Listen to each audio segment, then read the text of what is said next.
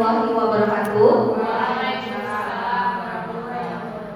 Yang terhormat Bapak Kepala Sekolah, yang terhormat Bapak Wakil Kepala Sekolah Bagian Penduduk, dan yang terhormat Bapak Ibu guru sekalian yang sudah berkenan hadir datang di sini. Saya ucapkan terima kasih atas kehadiran dan kesediaan Bapak Ibu untuk bersama-sama dengan kami. Saya Gilang Vera Kartika dan Fitri Susanti dalam rangka kegiatan diseminasi modul 1.4 Budaya Positif Pendidikan Calon Guru Penggerak Angkatan 11. Saya ucapkan Assalamualaikum warahmatullahi wabarakatuh. Ya, Bapak Ibu, izinkan saya di sini untuk memberi satu hal yang telah kami lakukan. Jadi sebagai media kami untuk berbagi, dan sebetulnya ini juga adalah bagian kami juga untuk lebih memperkuat pemahaman yang sudah kami miliki.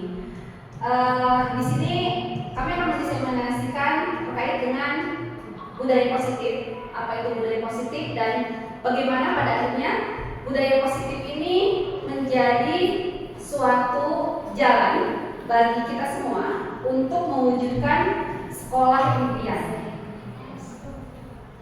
Nah, konsep yang ada di dalam modul ini adalah pertama paradigma perubahan, kemudian yang kedua disiplin positif dan nilai kebajikan, yang ketiga keyakinan kelas, 4 motivasi perilaku manusia, yang kelima kebutuhan dasar, yang 6 5 posisi kontrol, dan yang terakhir adalah segitiga restitusi.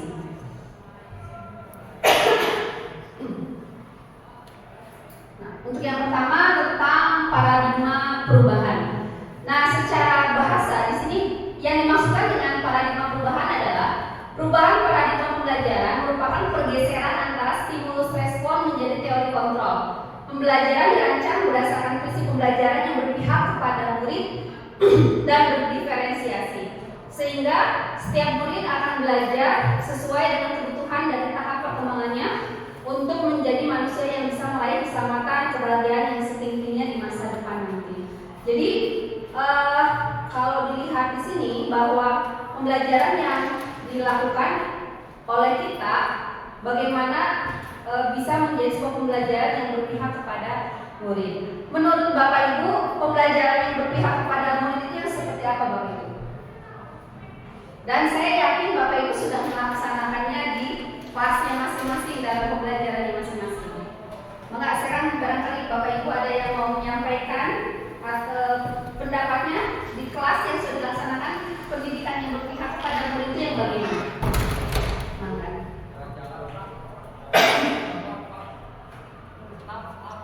Ya, ada Bapak Ibu? Ya, mangga boleh.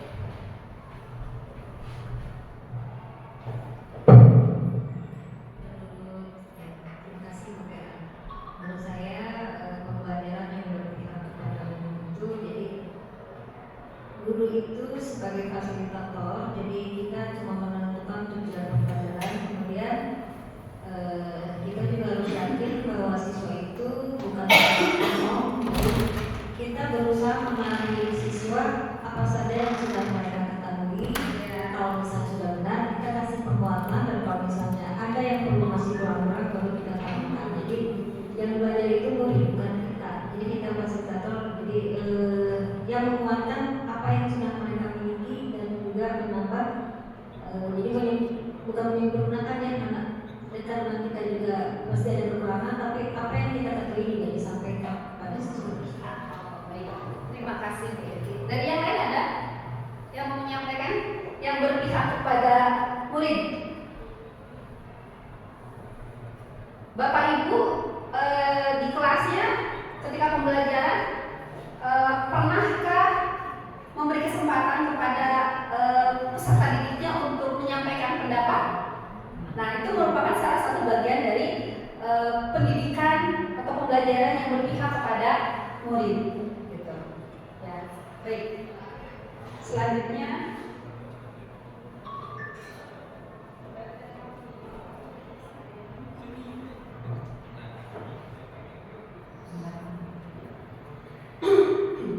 Yang ketiga adalah disiplin positif. Nah, disiplin positif merupakan suatu cara penerapan disiplin yang mengajak anak bertanggung jawab dan menumbuhkan kesadaran diri berdasarkan nilai-nilai kebajikan. Disiplin positif lebih ke arah disiplin diri yang dapat mengontrol diri dalam melakukan segala tindakan. Jadi kesadarannya itu harus lahir di dalam dirinya. Dan sedikit mundur ya Bapak Ibu ke pembahasan sebelumnya berkaitan dengan perubahan paradigma belajar. Ada satu hal yang harus dipahami dan ada satu hal yang memang sering kita lakukan dan kita pikir itu suatu hal yang benar, tapi sebetulnya belum tentu dipandang benar menurut para murid. Contoh, Bapak Ibu punten nanti ada satu game lagi mungkin ya, boleh berpasang-pasangan lagi, ya berpasang-pasangan, silakan. Apa ya? Berpasang-pasangan, mau berdiri boleh, mau duduk boleh, benarnya mau berdiri boleh biar enakan gitu. Baik, nah kita akan membuat satu kondisi di mana nanti boleh di antara pasangannya masing-masing itu ada satu pihak yang menghafalkan tangan. Pihak yang lain, pasangannya, itu berupaya bagaimana caranya untuk si kepalan tangan pasangannya itu bisa dibuka. Nah, nanti diberikan kebebasan apakah mau dibuka atau tidak. Apakah misalkan yang menghafalkan tangan mau kekeh tidak mau. Nah, pasangannya itu harus berbuat apapun agar kepalan tangannya itu bisa dibuka oleh pasangannya. Baik nggak boleh dibuka? Ya, oke. Enggak, silakan dibuka. Silakan.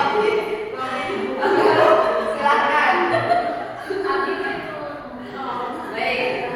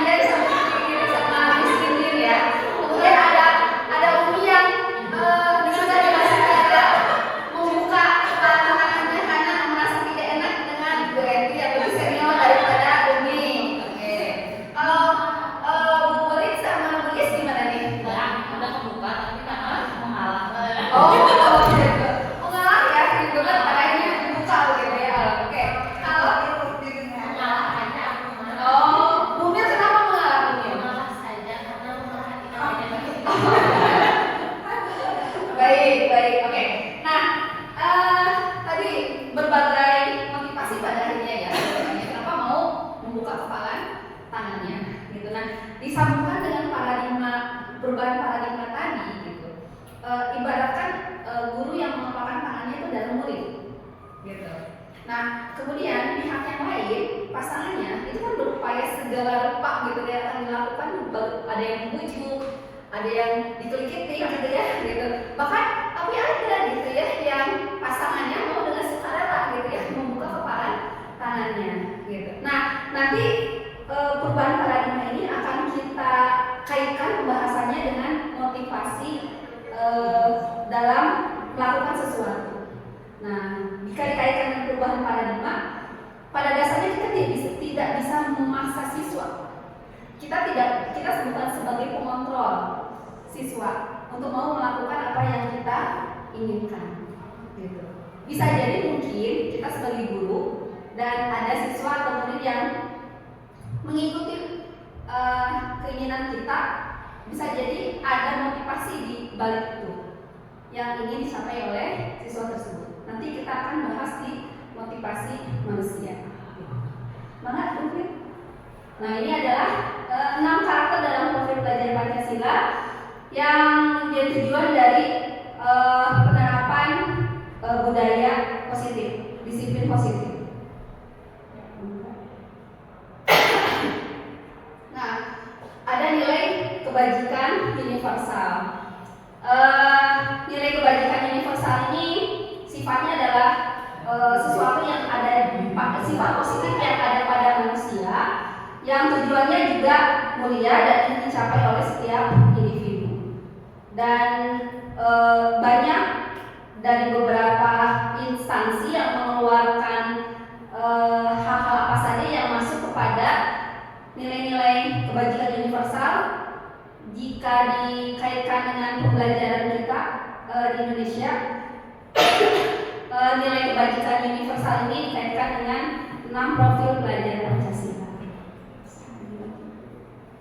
Nah, ini untuk nilai kebajikan yang ingin dicapai oleh setiap anak Indonesia sesuai dengan profil pelajar Pancasila, yaitu beriman, bertakwa pada Tuhan Yang Maha Esa, berakhlak mulia, mandiri, benar kritis, berkebinekaan, bergotong royong, dan kreatif.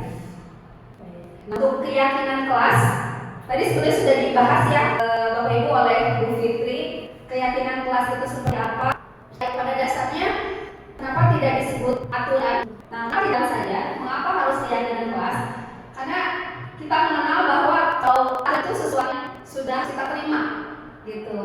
Berbeda dengan adanya keyakinan kelas yang awalnya ada proses untuk sampai kepada keyakinan kelas. Tadi yang disampaikan oleh Bu Fitri itu ada langkah-langkah dalam membuat keyakinan kelas. Nah, ini salah satunya penerapan dari peraturan kelas dan bagaimana peraturan ini merupakan salah satu gambaran dari peraturan yang bisa jadi berubah menjadi satu keyakinan. Contoh misalkan begini, Bu Nadia pakai motor ya?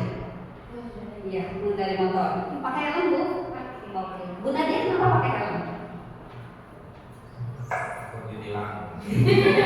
Jalannya selamatkan kamu gitu. Jadi kepalanya sudah berlindung. Oh begitu.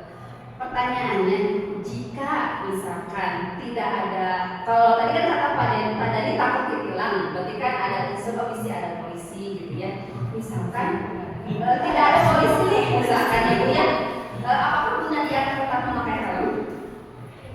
Tetap, karena jauh dekat juga pakai helm.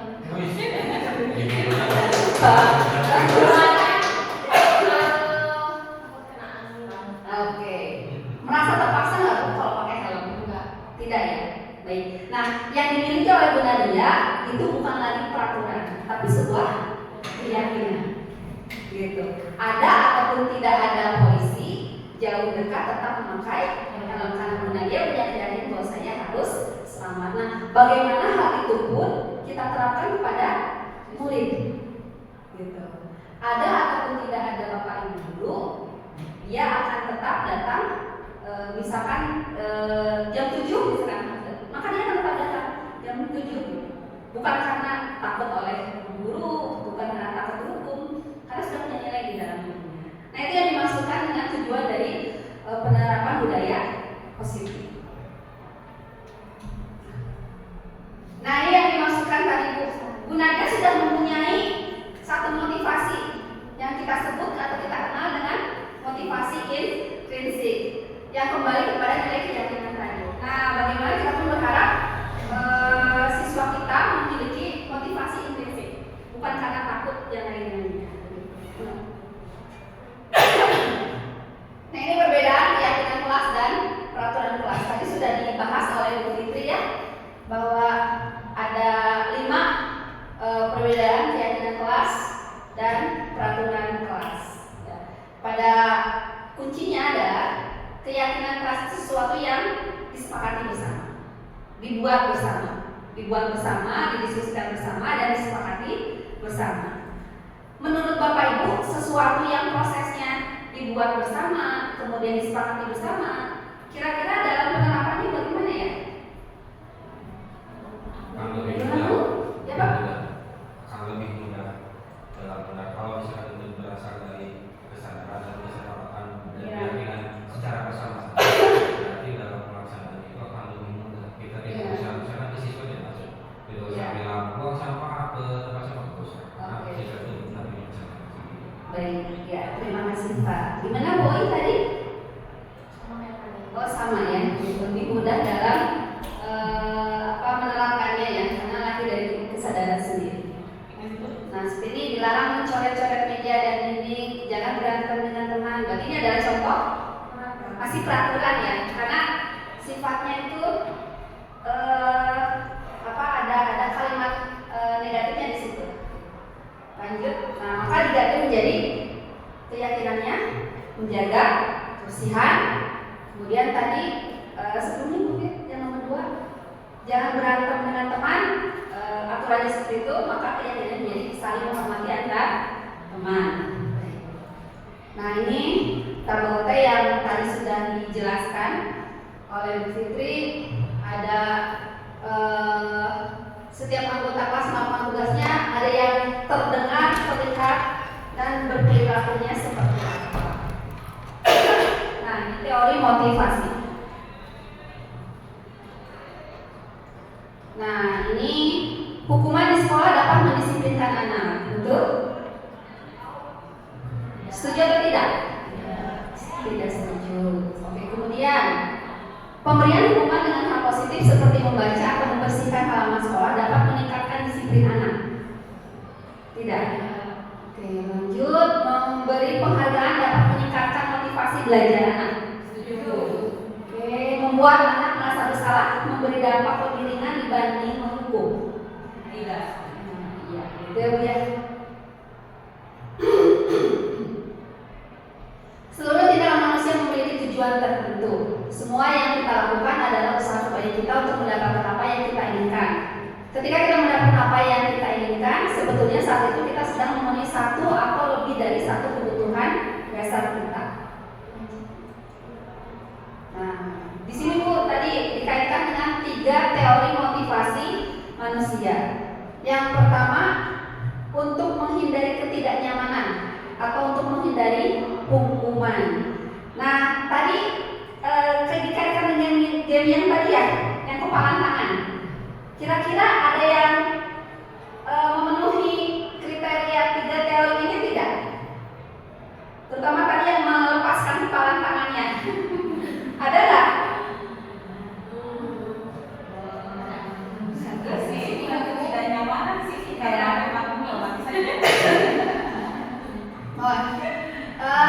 Kalau di sini bahasanya ketidaknyamanan Umi ya, gitu.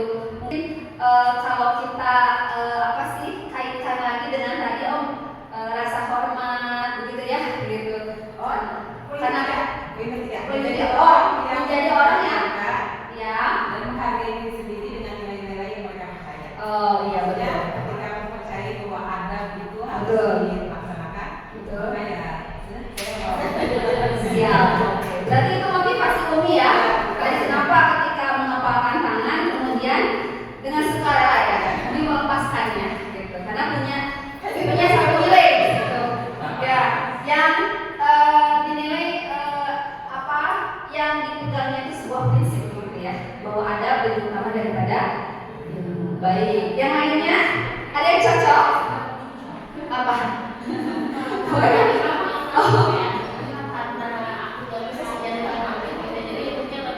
Menjadi orang yang sebenarnya kita inginkan dan menghargai diri sendiri dengan nilai-nilai yang kita percaya dari diri, nanti kalau kain baik lebih baik mengalas.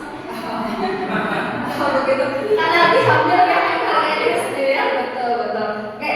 Oh iya tadi sambil dikelilingi ini tadi gimana? Yang pertama, Iya. karena kalau nggak dibuka kepala tangannya nanti dibuka sama dia. Nah ini ya, jadi bisa juga nanti kita terapkan juga kepada murid-murid kita gitu. Sebenarnya ketika dia melakukan itu, kira-kira motivasinya apa ya? Gitu. Dan itu mungkin yang harus kita gali gitu kepada anak, karena pasti ada motivasi, pasti ada sesuatu di balik dia melakukan hal tersebut. Nah, dalam menjalankan peraturan atau keyakinan kelas atau sekolah, bila mana ada satu pelanggaran, perlu ada tindakan, betul tidak, Bapak Ibu?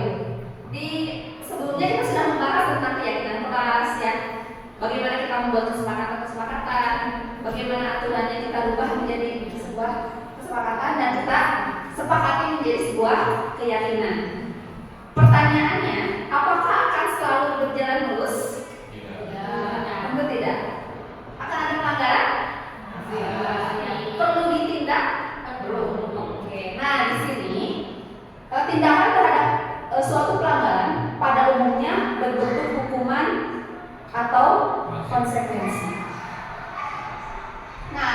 dalam modul yang saya pelajari di sini diperkenalkan program disiplin positif yang dinamakan dengan restitusi. Jadi ada satu penanganan terhadap pelanggaran yang dilakukan oleh murid terhadap kesepakatan yang sudah ditentukan, yaitu dengan restitusi. Bapak Ibu pernah mendengar restitusi sebelumnya? Sepertinya tidak asing lagi ya, karena dalam sistem pelajar ya sudah ada. Ada yang boleh menyampaikan pendapatnya? Apa itu restitusi? Bagaimana restitusi?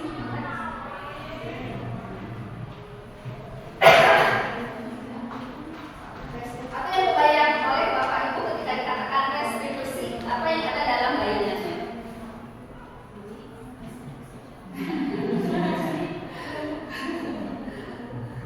Restitusi. Ayat mana ini? Terima kasih Bu Vera.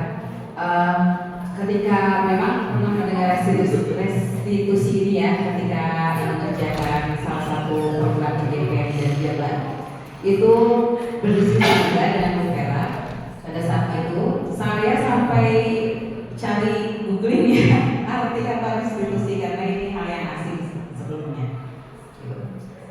Kemudian ketika membaca modul, ternyata memang ada ketika anak melakukan kesalahan, dia harus diberi tahu bahwa apa yang dilakukannya itu memang sebuah kesalahan.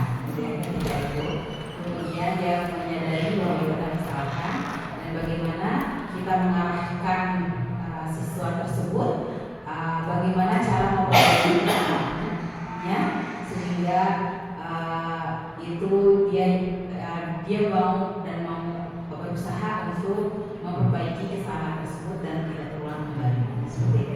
Keren, terima kasih Bu. Betul ini, dan restitusi ini bagi saya pribadi sesuatu yang baru juga. Jadi kemarin kita diskusi sesuai orang yang baru juga sama gitu. Nah, seperti apa restitusi ini?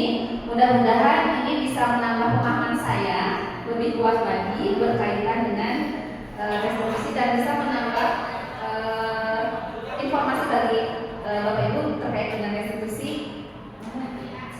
Nah, sebelum ke restitusi kita definisikan dulu hukumannya. Menurut Bapak Ibu, hukuman ini betul nggak seperti ini? Bahwa hukuman bersifat tidak terencana atau tiba-tiba, anak atau murid tidak tahu apa yang akan terjadi dan tidak dilibatkan dalam proses pembuatan hukuman tersebut.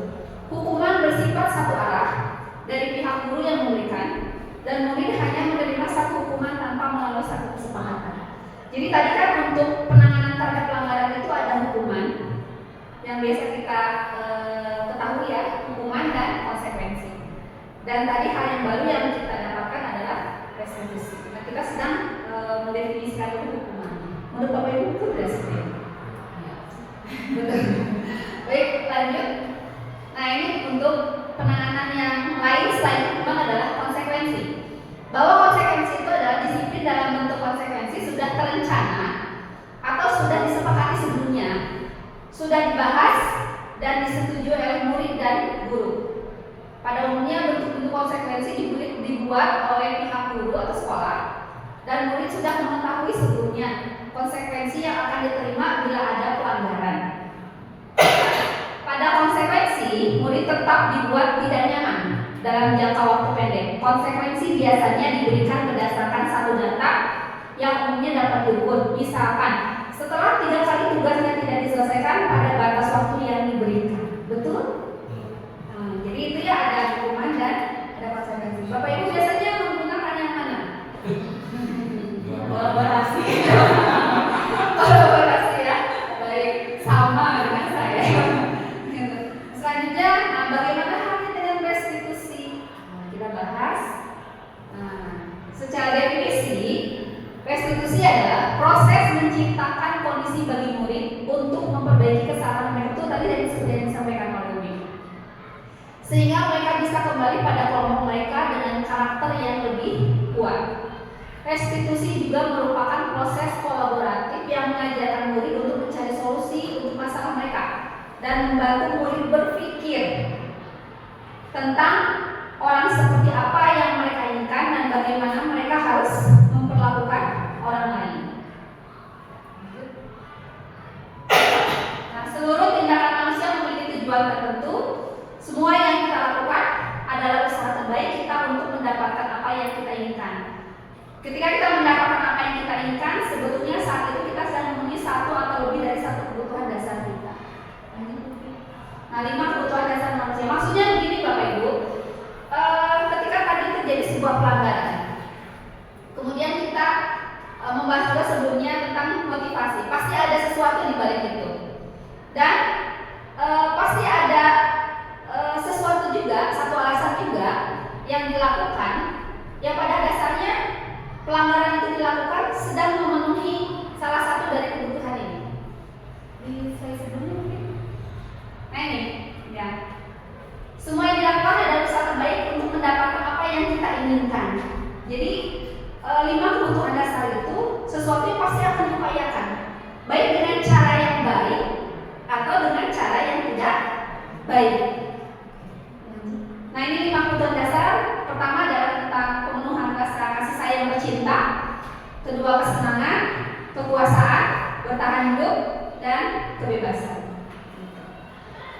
Bapak Ibu pernah menemukan ada murid yang melanggar di kelasnya? Ada yang mau memberikan contoh, mungkin berbagi di sini? Contoh kasusnya seperti apa? Baik. Misalnya kebetulan mengajar itu kan melewati jam istirahat ya. Mereka sudah ada kesepakatan kelas bahwa datang tepat waktu ketika pembelajaran. Kemudian setelah itu ada beberapa siswa yang datang setelah istirahat tidak tepat pada waktunya. Adalah yang 5 menit, 10 menit, 15 menit gitu ya. Seperti itu mereka datang. Di sana sudah diberikan konsekuensinya, ketika 3 kali datang pembelajaran maka boleh melimpahkan kasus tersebut kepada wali kelas. Seperti itu. Jadi memberitahukan kasus tersebut kepada wali kelas. Sampai sejauh ini, alhamdulillah mereka bisa datang tepat waktu, dan ketika yang datang tidak tepat waktu saya kasih tanda gitu ya, di absennya kamu sudah 1 kali ya, kamu sudah 2 kali ya. Ketika yang ketiga kalinya maka saya sebagai guru boleh memberitahukan kepada wali kelas bahwa setelah istirahat telah melakukan keterlambatan datang tidak pada waktunya. Seperti itu. Ya, terima kasih. Yang lainnya ada misinya Bu Nadia, Bu Erti, Bu Lulus, pada nih Bu Royi, ada yang mengalami kasus? Ya, ada? Ada? Ya, nah contoh mungkin tadi yang disampaikan oleh Umi ya. Pertama tentang ada siswa yang tidak menepati kesepakatan yang sudah disepakati terkait dengan jam masuk setelah istirahat. Nah, di sini kita bisa menganalisis kira-kira kenapa dia sampai terlambat. Dari 5 kebutuhan dasar ini, apakah ada sesuatu yang dia lakukan untuk memenuhi 5 kebutuhan dasar ini? Betul, bertahan itu mereka mau usahakan. Betul, begitu. Di kantin, kan di kantin itu apa namanya, maka banyak orang ya, jadi giliran mereka tuh maksudnya ada terakhir di sana. Jadi alasannya itu ada yang gitu.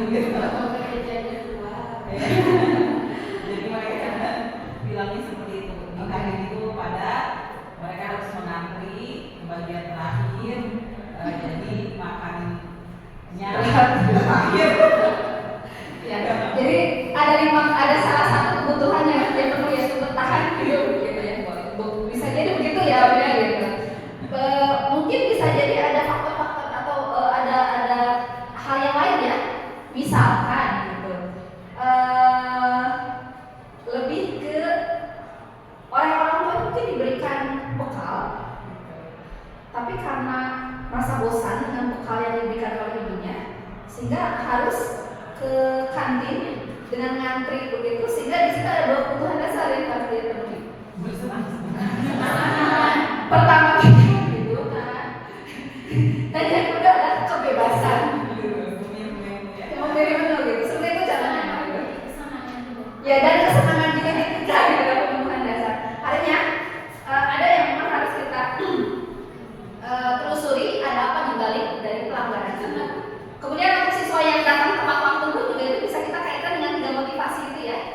Apakah karena menghindari ketidaknyamanan, karena takut hukuman, atau karena ingin mendapatkan penghargaan, atau memang siswa tersebut sudah punya nilai di dalam dirinya. Nah, mungkin itu. Ya. Baik, lanjut. Nah, semua orang berusaha untuk memenuhi kebutuhannya dengan berbagai cara. Bila mereka tidak mendapatkan kebutuhannya dengan cara yang positif, mereka bisa melanggar peraturan atau melakukan hal yang tidak sesuai dengan nilai-nilai kebajikan. Nah, sebagai contoh pertanyaan nanti ada Ibu Ambar, harusnya jangan Ibu Ambar ya, karena di sini nggak ada yang namanya Ibu Ambar ya. Kita harusnya Bu Iis gitu ya. Oh nggak ada. Nah, Bu Ambar, guru kelas 10 di SMA Kita Hadis dan bingung menghadapi seorang murid yang bernama Doni, di mana Doni ini dilaporkan bahwa sering meminta bekal makan dengan paksa kepada temannya. Nah, jika Bapak Ibu menjadi Ibu Ambar, gitu, menurut Bapak Ibu, apa alasan Doni melakukan hal itu? Ya? Lapar. Tahan itu. Bisa. Ada kemungkinan lain nggak Bapak Ibu? Kekuasaan. Betul, kekuasaan. Ya. Jadi kalau kekuasaan gimana Bu? Iya, keinginan untuk menguasai ya, memaksa. Gitu. Saya punya kekuasaan, maka saya ingin makanan yang lain. Kayak gitu. Ada lagi kemungkinan lainnya? Bersenang-senang betul. Gitu. Ya. Semakin terpisah seorang semakin dia senang. Ya.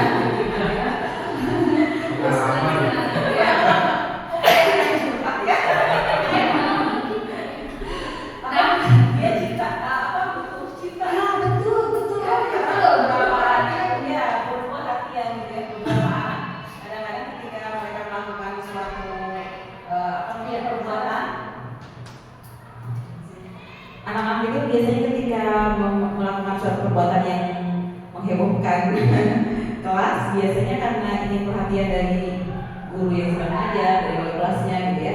Dan ketika dipanggil itu dia senang gitu, malah senang gitu ketika dipanggil. Saya pernah ya, waktu itu sampai dia bilang kan jadi bisa ngobrol katanya. Gitu. Oh ternyata memang itu gitu ya. Kadang-kadang tidak hanya nilai apa ya, seperti dia ingin menunjukkan kekuasaannya atau nakal gitu ya, istilah dan sekarang misalnya istilah dulu itu nakal, tapi ternyata dia tuh hanya pengen ngobrol gitu ya. Ya diarahkan saja, kalau mau ngobrol datang aja, nggak usah kayak gitu, nggak usah menghebohkan. Ya, betul. Nah, ya baik, terima kasih. Nah, akhirnya dalam menanggapi atau menghadapi kondisi murid, kita bisa punya paradigma seperti itu. Ini kenapa? Ada apa? Pasti ada sesuatu di baliknya. Dan penanganannya tadi ya Umi ya gitu. Kalau memang mau dapat perhatian dari Umi ya nggak bisa kayak gitu, tinggal ngobrol aja kan gitu ya Umi ya. Jadi tiap anak itu punya kebutuhan yang harus dipenuhi tersendiri. Nah, di sini kita lanjut ke pembahasan tentang 5 posisi kontrol guru kepada murid. Nah, di sini ada sebagai penghukum, kemudian pembuat rasa bersalah, sebagai teman, sebagai pemantau, dan sebagai manajer. Oke. Ibu biasanya yang mana ya? Oh, kolaborasi. Baik, untuk lebih menggambarkan 5 posisi kontrol ini, ada satu video yang bisa kita simak bersama-sama.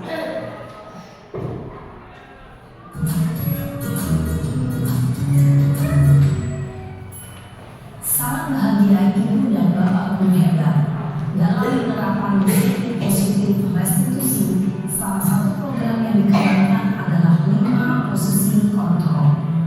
5 posisi restitusi adalah proses perjalanan seorang pendidik agar dapat mengenali dirinya. Pada video kali ini, kita akan membahas tentang 5 posisi kontrol yang dikembangkan oleh Diane Dawson dan contoh penerapannya.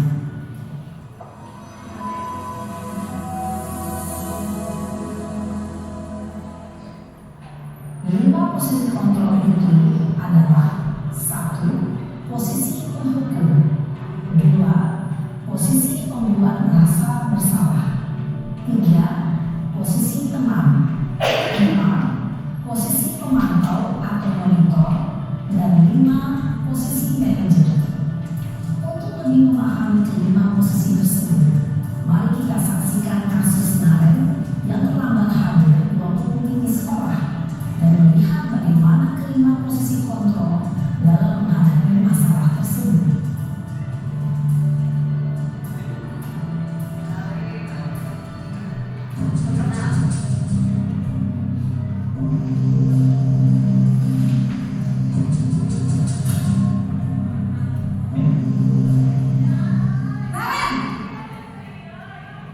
Sini kamu.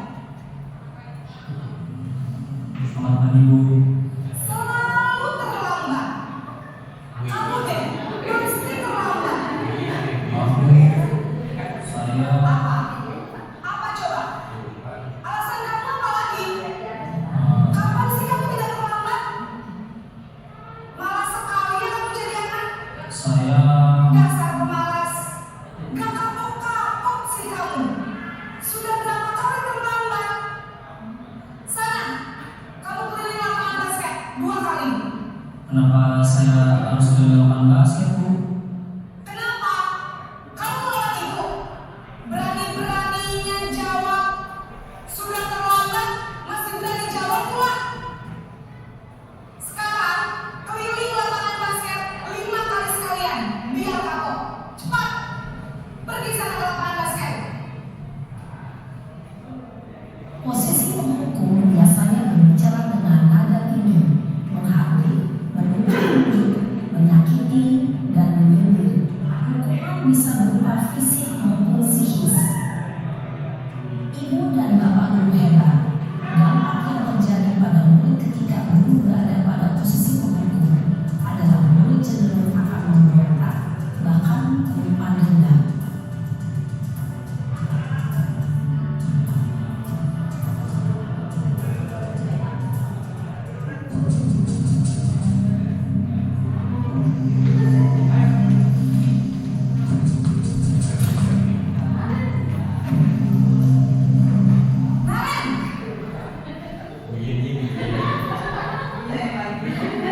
Selamat pagi Bu.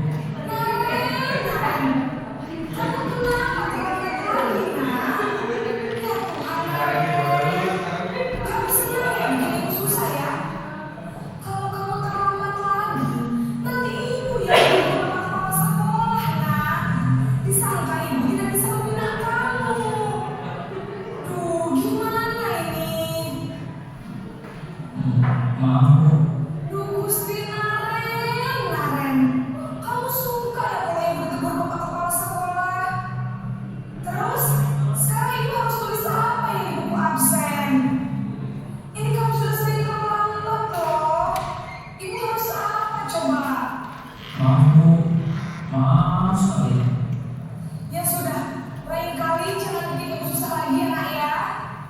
Ibu tidak akan kuat lagi kalau kamu gini terus. Bisa jatuh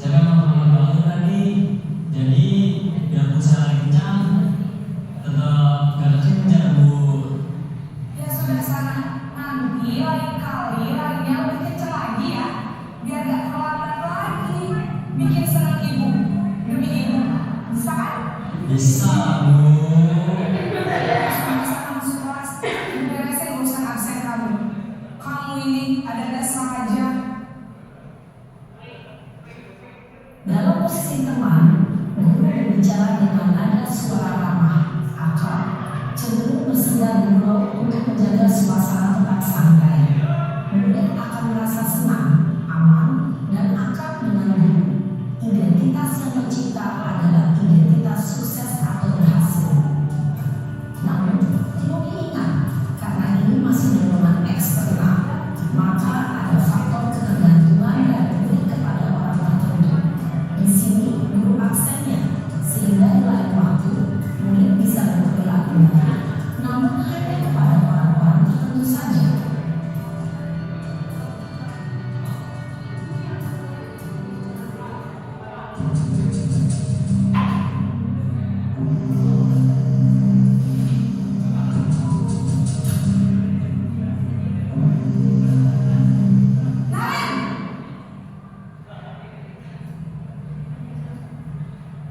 Selamat pagi Bu.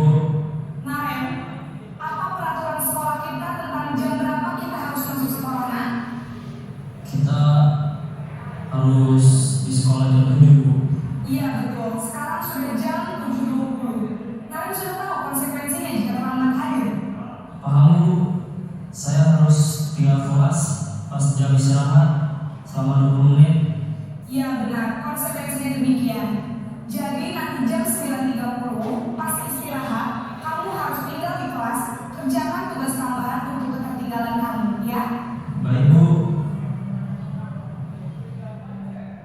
Posisi pemantau mengandalkan penghitungan atau data untuk mengontrol murid. Guru mengarahkan murid berdasarkan peraturan dan konsekuensi. Seorang pemantau menunjukkan bahasa tubuh dan ekspresi wajah yang datar dan cenderung formal.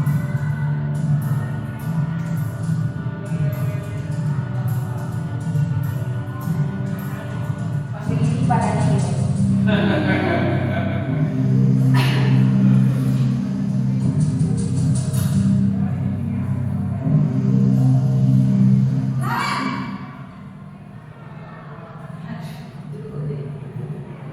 Selamat pagi Bu. Selamat pagi Naren. Maaf Bu, saya terlambat. Iya, sekolah masuknya jam 7, sekarang sudah jam 7.20. Jadi sekarang bagaimana nih Naren? Maaf Bu, saya lupa setel alarm saya semalam. Baiklah, menurut kamu, keyakinan sekolah yang mana yang perlu kamu tingkatkan? Menghargai diri sendiri dan orang lain mungkin ya Bu. Setuju. Jadi, apakah Naren meyakini prinsip saling menghormati tersebut? Iya Bu, saya meyakininya. Apakah Naren bersedia memperbaiki masalah keterlambatan ini? Bersedia Bu. Bagaimana kamu akan memperbaiki masalah keterlambatan ini? Saya akan coba untuk tidak lupa menyetel alarm saya Bu. Baik, kalau Naren lupa menyetel alarm di rumah, ada orang yang kira-kira bisa bantu mengingatkan tidak? Ada Bu, kakak saya, Kak Emma. Ada lagi selain Kak Emma? Selain Kak Emma, ada ibu saya. Baik, jadi yang mengingatkan Naren adalah Kak Emma dan ibu kamu ya? Kira-kira akan mulai start alarm kapan nih Naren? Setelah pulang sekolah, akan segera saya lakukan. Baik, jadi Naren akan setel alarm untuk bangun besok pagi dan akan diingatkan oleh kakak dan ibu dan Naren ya. Ada lagi yang mungkin perlu dilakukan Naren agar tidak terlambat baru lagi. Tidak ada Bu. Baik Naren, terima kasih untuk kerjasama kamu. Sekarang kamu perlu kembali ke kelas untuk belajar. Baik Bu, terima kasih. Posisi manajer adalah posisi kontrol yang disarankan untuk membimbing murid memiliki sikap disiplin yang positif, yaitu murid yang mandiri, bertanggung jawab, dan dapat memecahkan masalah. Tujuan dari posisi ini adalah agar murid dapat berefleksi atas tindakannya. Guru akan terus memberikan pertanyaan-pertanyaan bermakna, sehingga membuat murid dapat belajar dari kesalahannya dan mencari sebuah solusi untuk menyelesaikannya. Ibu dan Bapak Guru hebat, setelah mengamati adegan kelima posisi kontrol tadi, kira-kira posisi mana yang paling ideal? Posisi mana yang dapat menunjang motivasi prinsip murid? Ya, tentu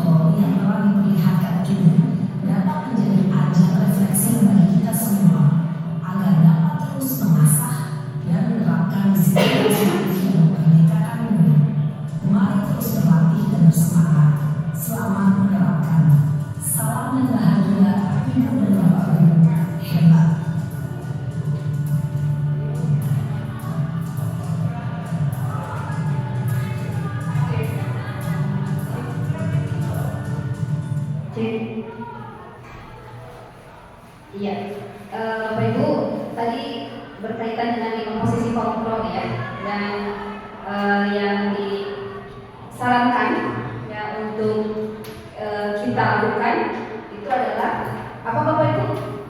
Posisi sebagai manajer. Nah, itu umumnya. Jadi dengan itu diharapkan lebih menumbuhkan tanggung jawab dari murid dan menumbuhkan motivasi intrinsik gitu, yang lahir dari kesadaran dirinya. Nah, selanjutnya kita akan bahas tentang segitiga restitusi.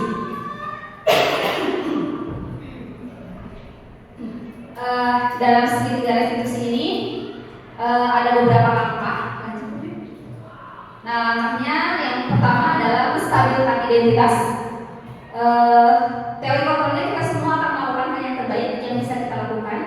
Ya tadi itu bahwa pasti punya alasan, kemudian ada motivasi di balik itu semua. Kemudian langkah yang kedua adalah validasi tindakan yang salah. Semua perilaku memiliki alasan. Yang ketiga menanyakan keyakinan. Kita semua memiliki motivasi internal. Langkah-langkahnya itu. Nah, ini ada sebagai salah satu gambaran berkaitan dengan tahapan dalam segitiga restitusi. Langsung ke videonya saja. Yang pertama ini berdasarkan prinsip untuk menstabilkan identitas itu kuncinya adalah setiap manusia pasti pernah melakukan kesalahan dan kesalahan bukan bagian dari proses pembelajaran. Kemudian menggeser identitas sendiri dari identitas gagal ke identitas sukses. Siswa yang melakukan kesalahan biasanya pada hakikatnya merasa bahwa punya identitas yang sudah gagal. Nah, tentunya harus dibangkitkan agar menjadi pribadi yang memang tidak terus-menerus dengan merasa kegagalannya, tapi bangkit menjadi manusia yang lebih sukses, lebih baik lagi. Jangan mengkritik murid yang sedang mengalami identitas gagal. Harus ada pengajuan pertanyaan atau pernyataan, misalkan kesalahan itu sesuatu hal yang mungkin dilakukan oleh seseorang, tidak ada manusia yang sempurna, kita semua bisa memperbaikinya, dan tidak menanyakan kesalahannya apa, tapi bagaimana fokus pada perbaikan. Mungkin seperti itu. Tahap yang kedua, validasi tindakan yang salah. Artinya tetap saja siswa tersebut atau murid tersebut harus disadarkan bahwa tindakannya salah, tetapi pasti ada tadi kebutuhan yang harus dipenuhinya. Pernyataannya yang bisa disampaikan, misalkan kamu bisa saja bertindak lebih gegabah dari ini, kamu bukan melakukannya tanpa suatu alasan dan lain sebagainya.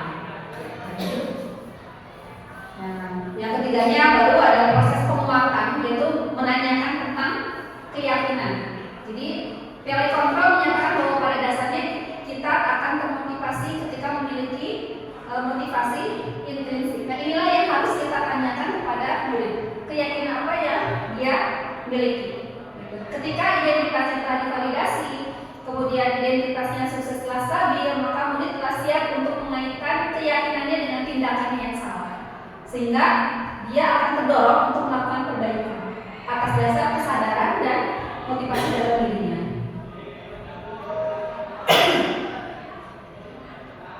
Ini ada salah satu contoh yang sudah saya lakukan terkait restitusi.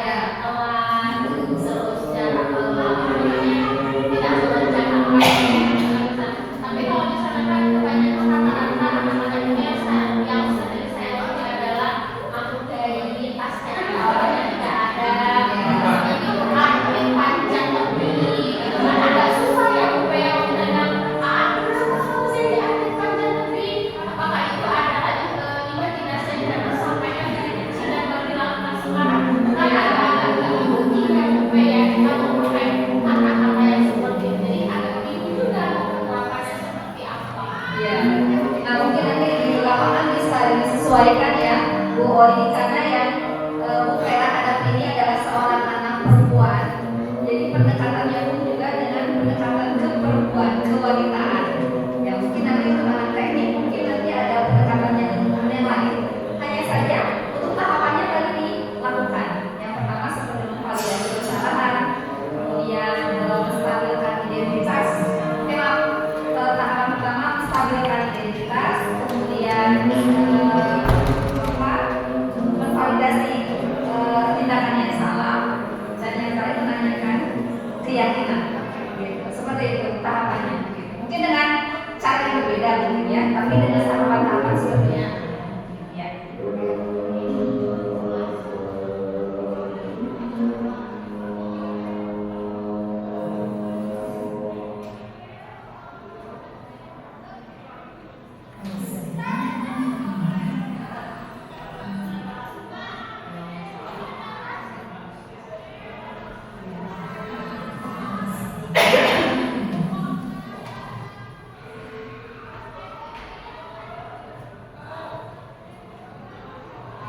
Ya. Nah itu ya, tadi memang sih agak bingung juga ya kalau kita misalkan memposisikan sebagai dengan kata-kata tadi pada posisi teman ataupun teman atau manajer pada kondisi yang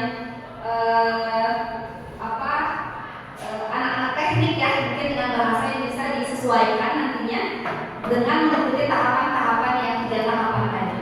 Yang pertama menstabilkan identitas, yang kedua memvalidasi tindakan yang salah, dan yang ketiga itu menanyakan keyakinan. Nah tadi penerapan segitiga restitusi yang dilakukan Bu Vera kepada Raisa, yang pertama menstabilkan identitas, ada bahasa dari Bu Vera bahwa suatu hal yang wajar ketika ada yang membuat kita tersinggung maka kita akan marah, gitu. Yang kemudian untuk validasi tindakan yang salah, bagaimana ceritanya sampai kamu berkata kasar dan membuat Putri menangis? Kamu pasti punya alasannya. Nah, gitu. Sampai dan tadi menanyakan keyakinan dengan adanya kejadian ini, bagaimana perasaanmu? Apakah Raisa merasa melanggar sesuatu? Ini menanyakan keyakinan. Baik. Ya. Sekian Bapak Ibu berkaitan dengan restitusi yang menjadi solusi lain yang bisa kita terapkan dalam penanganan pelanggaran terhadap kesepakatan atau keyakinan kelas yang telah dilaksanakan. Begitu ya Bapak Ibu. Sebelum ditutup apakah ada yang mau ditanyakan atau mungkin saya minta respon dari Bapak Ibu terkait dengan apa yang kita sampaikan atau apa yang kita bagi sini. Mangga silakan.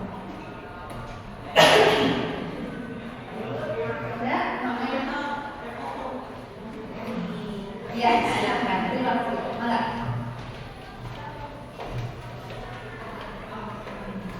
Terima kasih Bu Vera. Di dalam sekolah memang pengajaran itu penting ya. Akan tetapi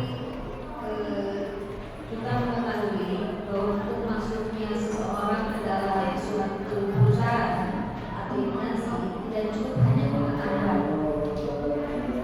Jadi dasar ini dan tadi disebutkan oleh Bu Sofi, harus diperlukan bagi siswa. Di mana dia akan ditempatkan, maka itu akan dibawa. Sedangkan pengetahuan biasanya perusahaan itu mempunyai training ya, mempunyai latihan. Jadi menganggap itu yang membawa siswa pengetahuan itu tidak dasar, harus mengadakan latihan lagi. Itu sudah cukup. Tetapi yang paling penting adalah memang attitude budaya positif itu harus dibawa. Jadi itu yang akan membuat mereka bisa masuk ke dalam suatu perusahaan dan akan menjadi sukses. Jadi memang kita sebagai guru tidak hanya mengajar, tapi ini betul jalur ini. Ya. Tapi saya mungkin Bapak Ibu juga harus mengetahui bahwa kadang-kadang kelas itu masih bisa membantah, tapi kalau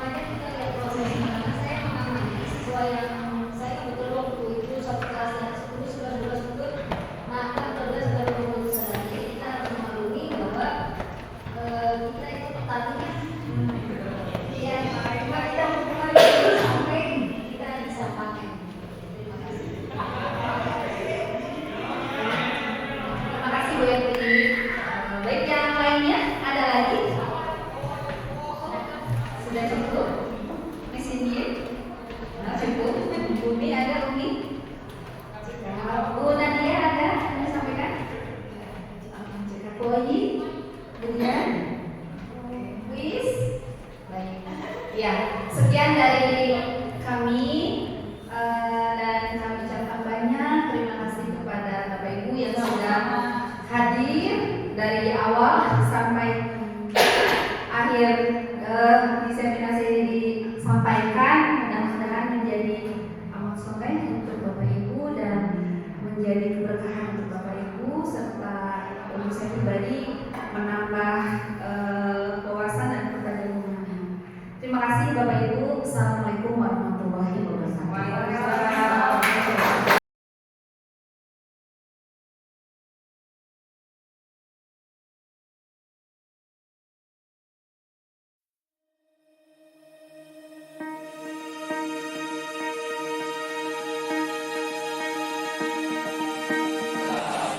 Baik, sehat?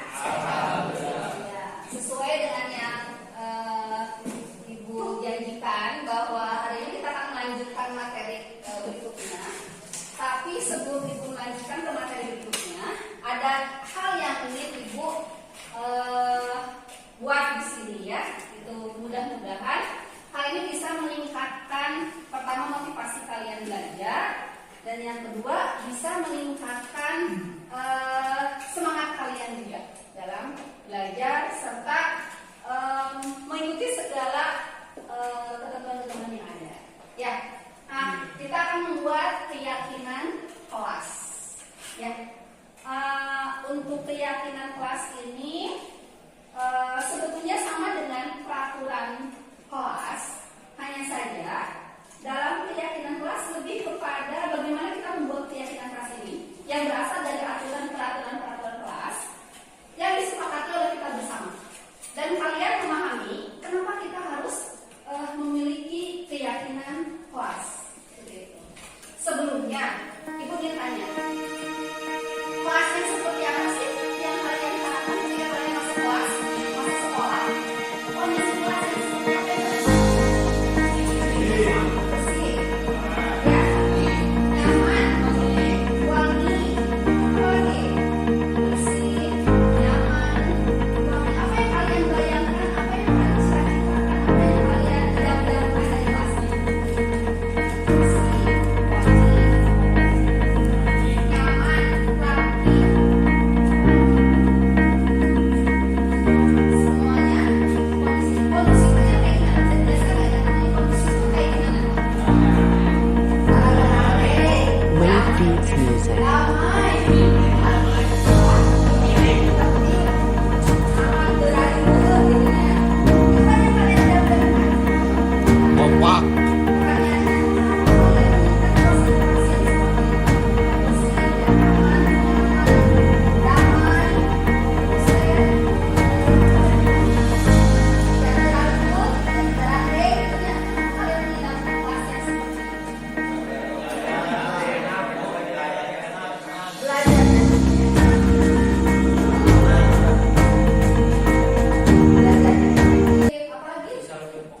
Bisa lebih fokus ya.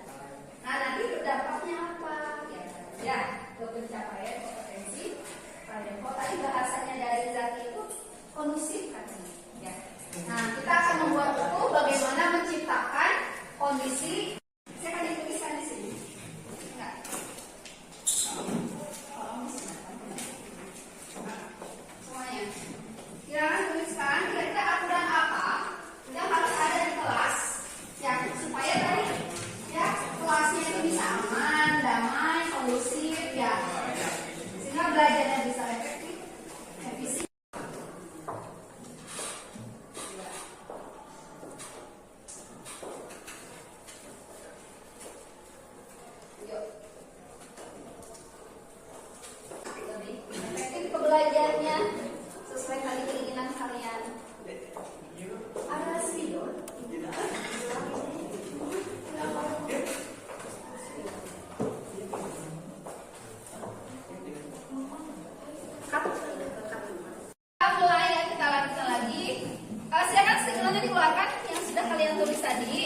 yang berisi aturan-aturan itu, ya.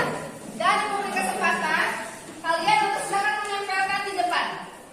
Silakan tempelkan di depan yang sudah kalian tuliskan tadi. Silakan. Ya.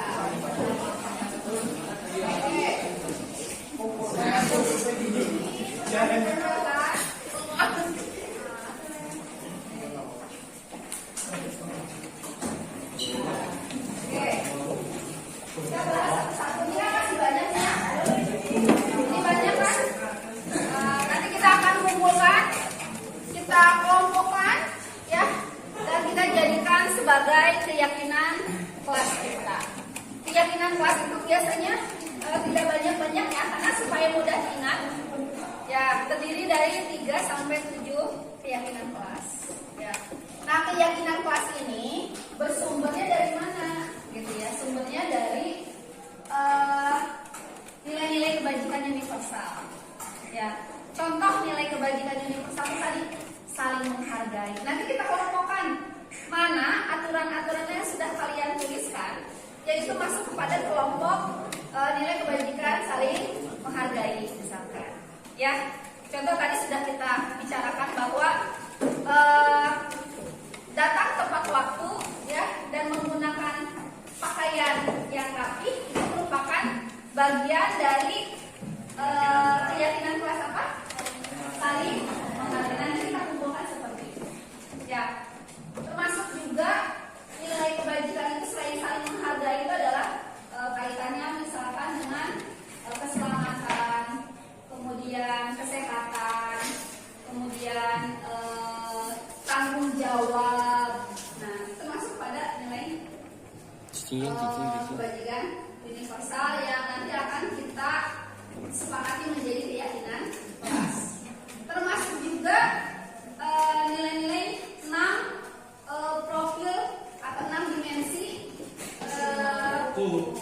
pelajar Pancasila, ya. Pelajar Pancasila. Ada yang masih ingat 6 dimensi pelajar Pancasila? Yang itu juga bisa dijadikan sebagai keyakinan kelas juga. Yang pertama apa? Iman dan takwa kepada Tuhan yang Maha Esa dan berakhlak mulia. Jadi berakhlak mulia itu termasuk juga nilai kebajikan universal yang bisa kita jadikan keyakinan kelas. Ya. Kemudian berkebinekaan global. Ya, contohnya berkebinekaan global itu tidak membeda-bedakan, mau berkolaborasi. Ya. Kemudian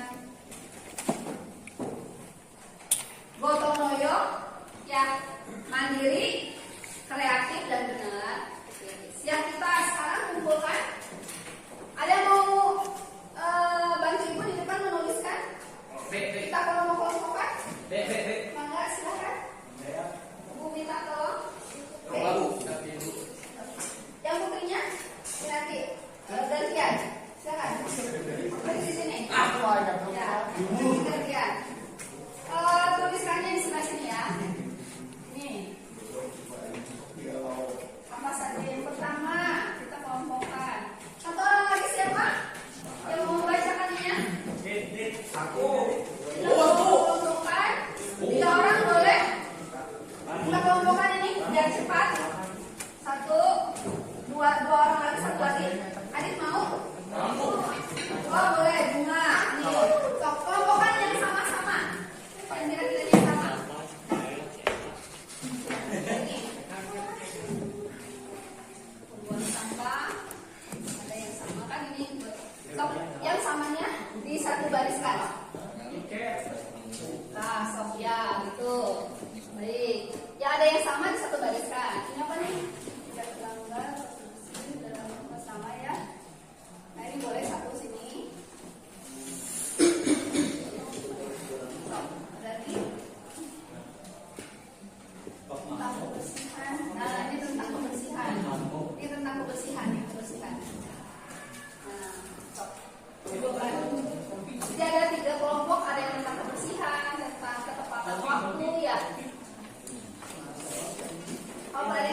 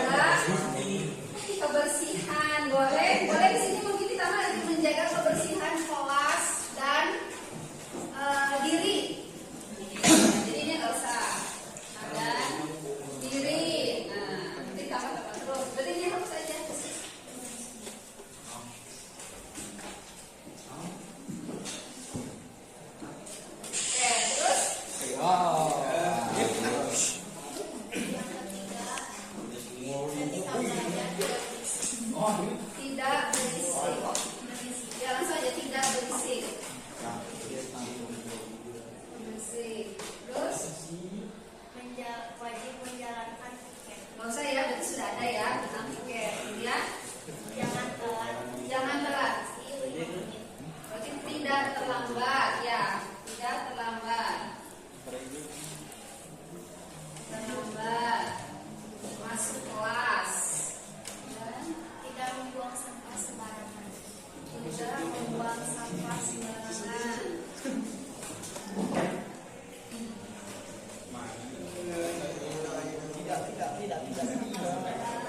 Terus Jangan mengambil barang yang bukan hak milik.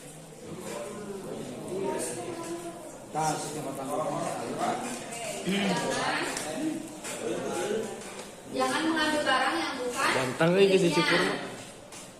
Ganteng si Cukur. Disebit ku alusnya.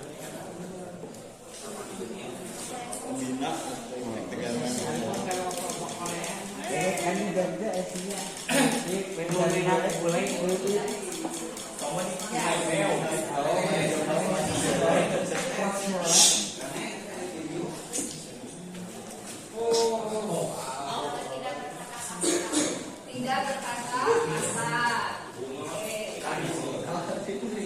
Samanya tidak. Ya sama dilewat aja. Sama dilewat aja. Mana pembuang sampah? Oke, tidak boleh kasar. Ya. Tidak tidur di kelas. Tidak.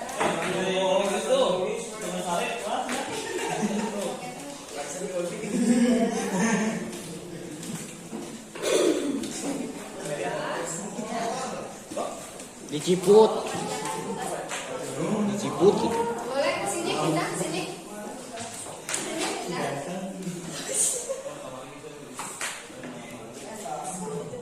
Pindah ke sini aja.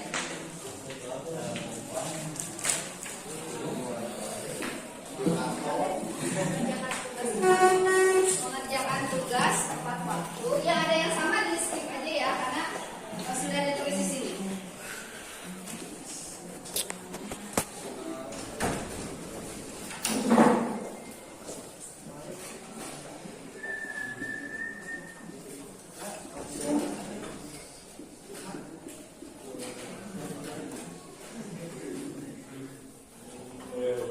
Terus Tidak memainkan HP saat pelajaran kecuali diperbolehkan.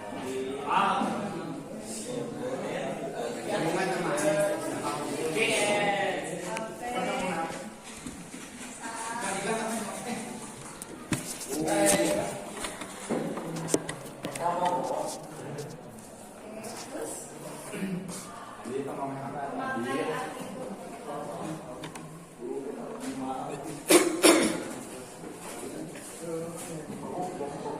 Jadi kenapa harus ada keyakinan kelas? Karena begini, dengan keyakinan kelas itu bisa membuat seseorang, baik itu guru atau muridnya ya, itu lebih ke menyadari kenapa harus melakukan ini, melakukan itu, seperti itu, tujuannya seperti itu. Gitu. Beda dengan aturan. Kalau aturan kan kita langsung dapat seperti itu ya. Nah, dengan adanya keyakinan kelas diharapkan para murid itu mempunyai motivasinya memang lahir dari dalam dirinya. Motivasi intrinsik namanya. Yang lahir dari dalam. Contoh kayak tadi misalkan. Kenapa kalian mau menggunakan helm? Keselamatan. Karena kayak ini bahwa harus selamat dalam berkendaraan. Jadi artinya ada ataupun tidak ada polisi. Atau misalkan begini, tidak ada aturan yang mengharuskan kalian pakai helm. Kalian akan pakai helm tidak? Pakai. Akan pakai helm. Kenapa? Karena tadi sudah punya keyakinan. Oh, saya harus menjaga keselamatan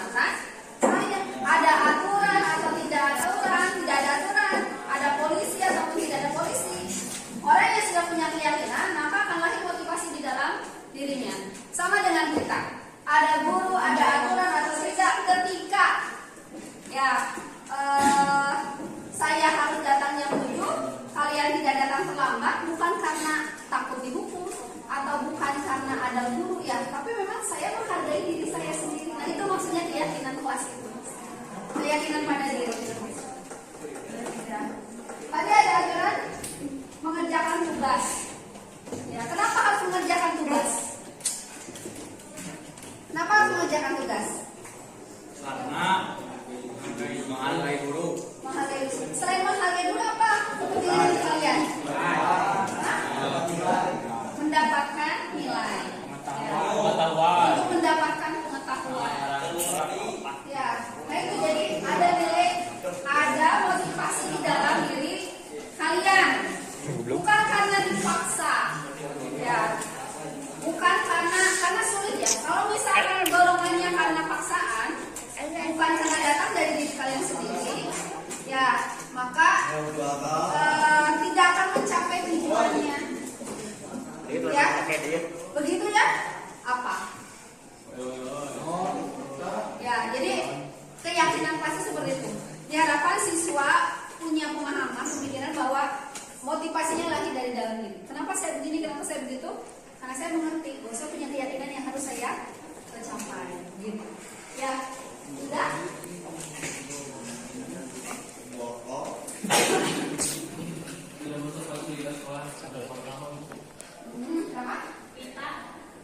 Kita Mengerjakan tugas selama kelas sudah. Oh, belum?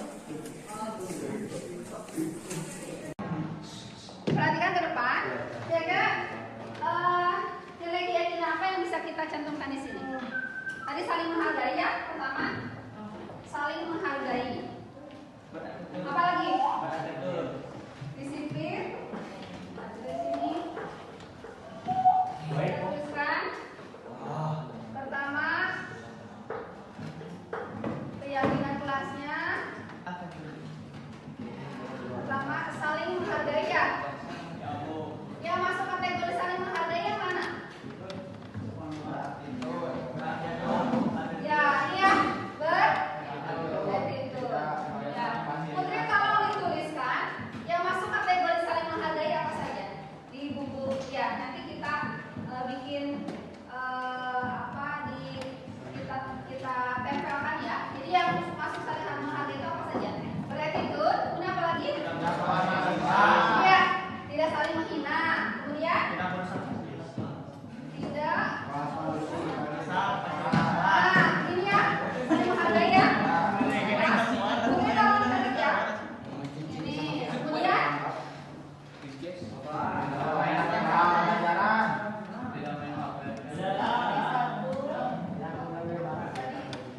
disiplin ya.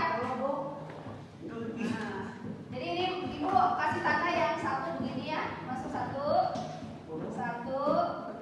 terus mengerjakan tugas tepat waktu masuk kategori apa? Ya, disiplin. Kemudian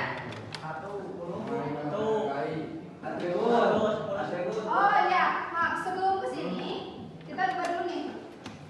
Yang menggunakan kalimat negatif kita positifkan dulu. Ya, misalkan pas menggunakan kalimat positif, tidak berisik berarti apa?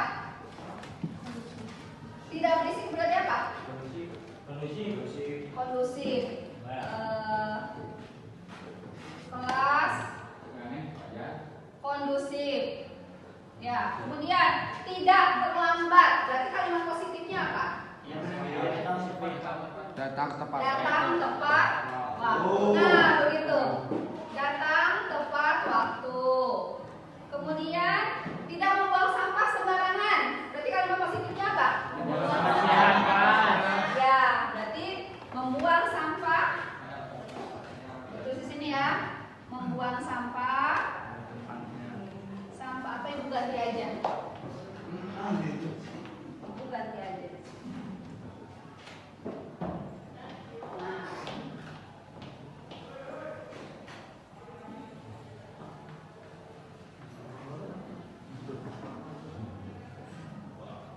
Membuang sampah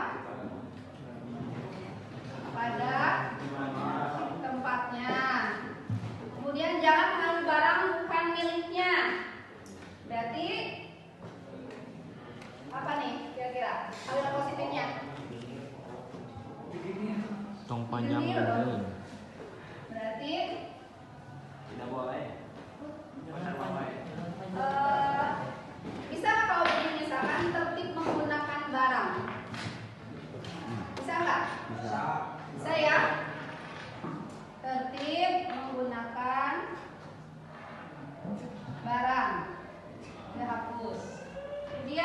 berkata kasar. Kalimat positifnya apa? Ya.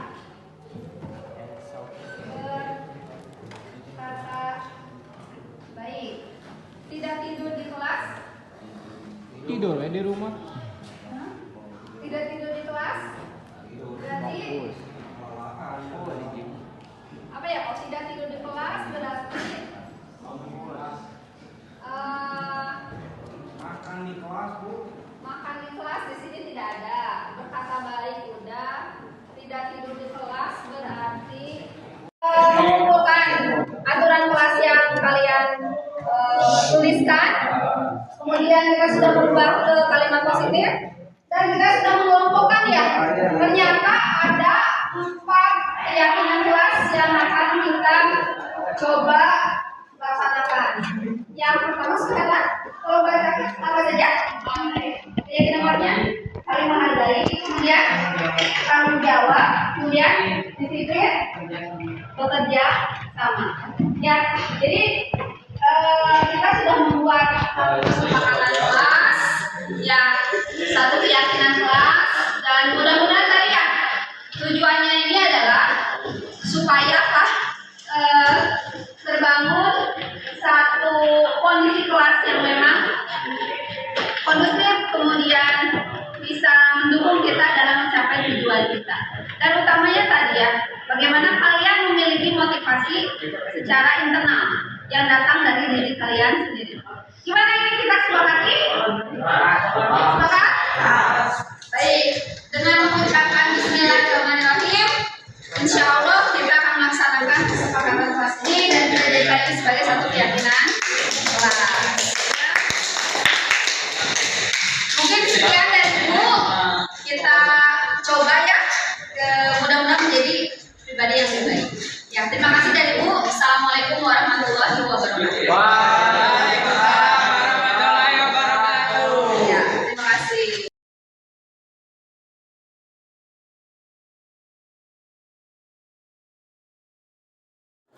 Assalamualaikum warahmatullahi wabarakatuh. Perkenalkan, nama saya Rizik Maulana dari kelas 11 TTL 2. Setelah mengikuti aktivitas pembuatan keyakinan kelas, saya merasa lebih nyaman saat proses pembelajaran berlangsung dan juga saya merasa lebih bertanggung jawab untuk menjalankan keyakinan kelas yang telah kita sepakati bersama. Dampak yang saya rasakan adalah saya merasa lebih terarah dan juga memiliki fokus yang jelas selama proses pembelajaran berlangsung. Terima kasih. Perkenalkan, nama saya Muhammad Arif Fadilah dari kelas 11 TTL 2. Setelah saya mengikuti aktivitas pembuatan keyakinan kelas, saya merasa lebih dihargai karena pendapat saya juga masuk ke dalam salah satu keyakinan kelas. Hal itu membuat saya merasa lebih enak saat di kelas, menjadi lebih damai. Dampaknya saya menjadi lebih semangat dan lebih senang saat belajar. Sekian jawaban dari saya.